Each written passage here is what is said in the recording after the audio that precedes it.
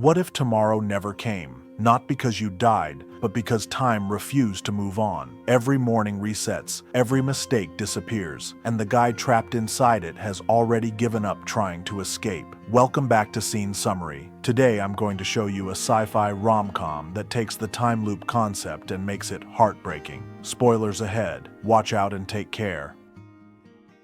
Meet Niles. He's at a wedding in Palm Springs, wearing a Hawaiian shirt to a formal event, drinking beer at 10 in the morning. His girlfriend Misty is freaking out because she's part of the wedding party and he's embarrassing her. But Niles? He doesn't care at all, because here's the thing. Niles has lived this exact day hundreds, maybe thousands of times. He knows exactly what's going to happen. The bride's sister Sarah is about to bomb her maid of honor speech. Misty's going to lose her grandmother's ring. The groom's going to get too drunk and fall into the pool. Niles has seen it all before, but to understand why he's so numb to everything, we need to go back to the moment this all started. Or rather, we need to see what happens when someone new gets pulled into this nightmare. Sarah is the bride's older sister. She's miserable, hungover, emotionally checked out. Her little sister Tala is getting married, and Sarah can't even pretend to be happy about it. When it's time for her maid of honor speech, she freezes, completely blanks. She's standing at the microphone, drunk, with nothing to say. That's when Niles swoops in. He jumps up, grabs the mic, and gives this surprisingly beautiful speech about love and imperfection. Everyone's moved. Sarah's grateful, but here's the weird part. Niles knew she was going to fail. He's given that exact same speech dozens of times before. Later that night, Sarah finds Niles